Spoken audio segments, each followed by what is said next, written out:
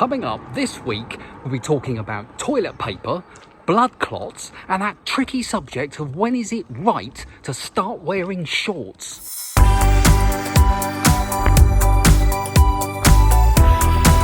First subject first, let's talk about running, and let's talk about the itchy subject, I don't know why I said itchy, of shorts and when is the right time to wear them, because my wife's a bit of a cyclist. She tried to do Character 5k, got injured part of the way through, went to see a physio who said to her, you haven't got the body shape for running, so that put her right off.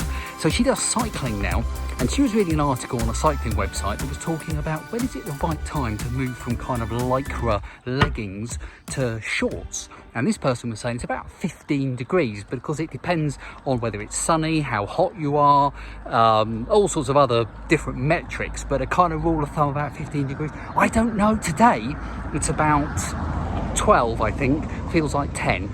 I've got my legs out, again, I'm not going to show you in case you're eating, but it's an interesting subject. That quick question, when do you wear the running tights? When do you wear like leggings, bottoms? When do you go out in shorts? Or do you just think, I don't care, do you not wear anything? I mean, this is a good question.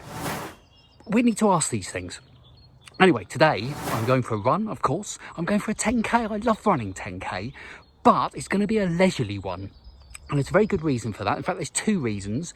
One will become clear later in the video, so stay tuned for that when we talk all sorts of nonsense. But one reason is because you're always telling me in the comments that I should be running slower in order to build up stamina, so ultimately run faster. So I'm trying to run a bit slower and steadier today. So let's see how that goes. I'm going to carry on with my warm-up, get the run done, and then we'll talk a lot of rubbish afterwards. I don't want to stay here, no. Ain't gonna keep it low now. If you wanna go, let's go. Let's wrap it up and hit the road. I just got an awesome vibe, striking the winner post now. Liberty's on my mind. We've taken off, we've left the ground. You gotta understand that we get one chance. You will never regret the things that we'll do. 'Cause I wanna drive through the summer night, and when we are old and gray, we'll look back at this summer night, this summer night. Sleeping in the back of a van, roaming in the wilderness. We don't ever need a plan. We'll be alright, just you and I. Singing from the top of our lungs, dancing by the lakeside. Gonna do it while we're young. In a moment it will all be gone. There we go, 10k complete.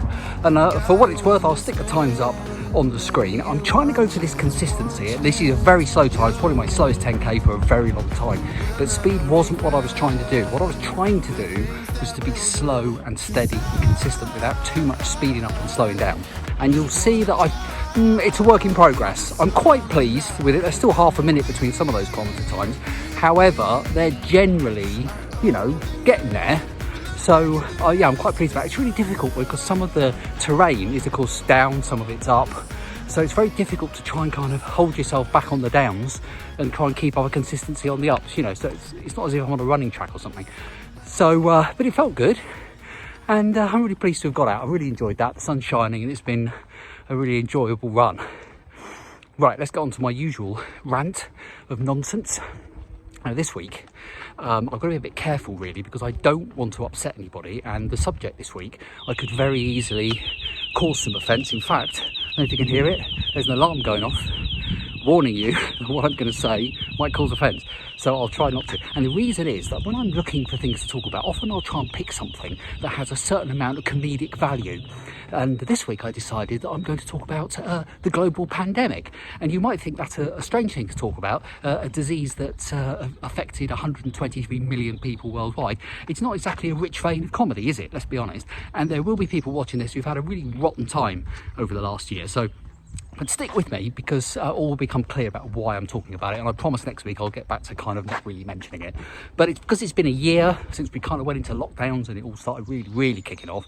I thought I would, because it's March 2021 I'm recording this, I thought I would I kind of reflect on it. And the main thing I'm going to reflect on is the way that I think that people, human beings, very much are sheep.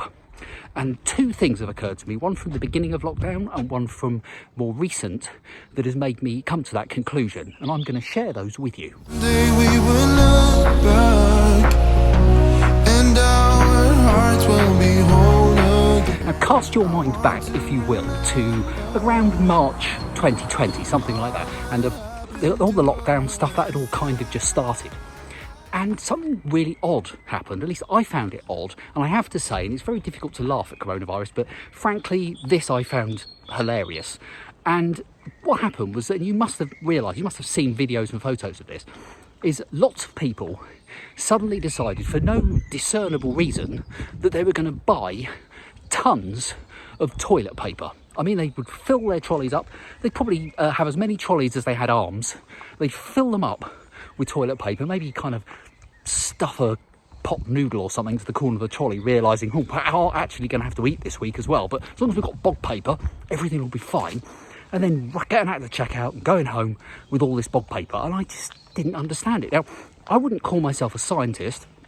When it comes to the sciences, physics, I enjoyed. I liked physics.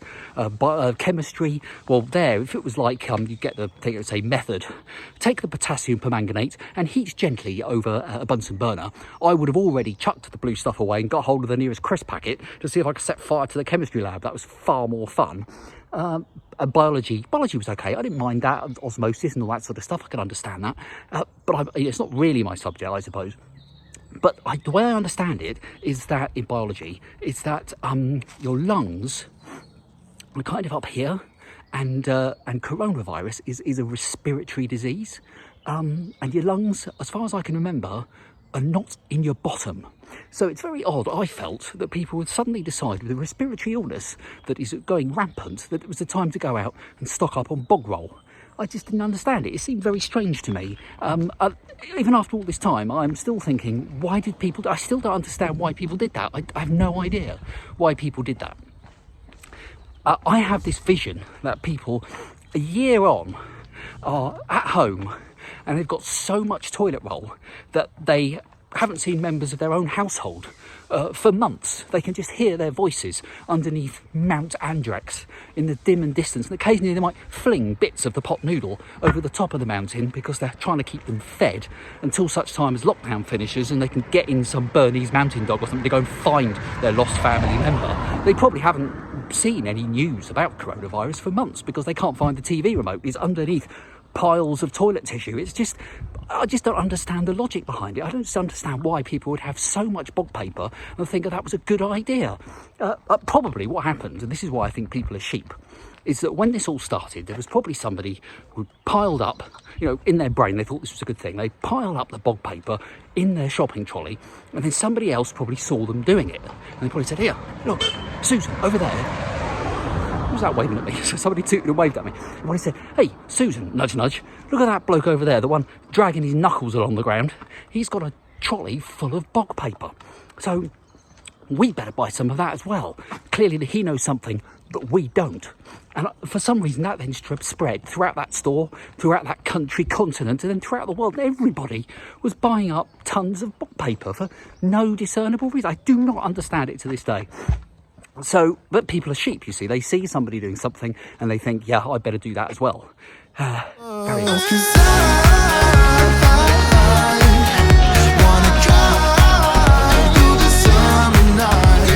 So fast forward 12 months, and I think that there's something else very sheep-like that has been going on. You might have noticed in the news, there was all this stuff about the AstraZeneca vaccine and blood clots. And people thought, oh yes, there's been some blood clots, so it must be the virus. Must be the vaccine that's causing it. Must be, it's logical. without thinking that if you give millions of people an injection, some of them are going to get ill anyway, and they would have done with it even if they'd not had the injection. The actual really silly part of it was that if you look at the statistics, if you look at the data, look at the science, it actually is true to say that fewer people got blood clots than you would have naturally expected in the community had there been no injections at all. So you could put forward the argument that actually the AstraZeneca vaccine gives you less chance of getting a blood clot. But of course, both of those things are utterly ridiculous and don't make any sense at all. But people were just adding one and one together and getting 290 or something. It was just ridiculous. It's just daft and doesn't make any sense. Now, around this time, oh yes, I must just say about the sheep. What happened was this came up. One country said, "Oh, I don't think we should do this." Another country, they all kind of followed each other because, you know, sheep, even though there was no science to back it up. Now, around this time, all of this was kicking off. It's been kind of resolved now, but at the time this was all happening and all kicking off. I became eligible for the Oxford AstraZeneca vaccine, and I did not hesitate in putting my name down to get one. Despite the fact that all this blood clot stuff was going on, I knew it was ridiculous and it was nonsense. Follow the science was what I thought. So I put my name down for it. And the other thing I haven't told you, I had the vaccine yesterday, 24 hours ago. In fact, if I look at the time now, yep, pretty much down to the minute almost since I had the vaccine, maybe just over, maybe 25 hours ago, something like that. And oh, surprise, surprise, I'm fine. In fact, I've just gone out and won a 10K the following day. I've got no side effects whatsoever. Now, of course, I'm not saying that you won't get side effects. Some people will. Some people will be a bit knocked out for a couple of days. It is true.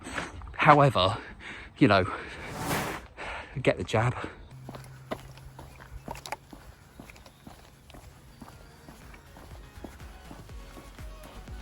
Okay, that's it for this week. It's a bit serious for me, wasn't it, this week, really?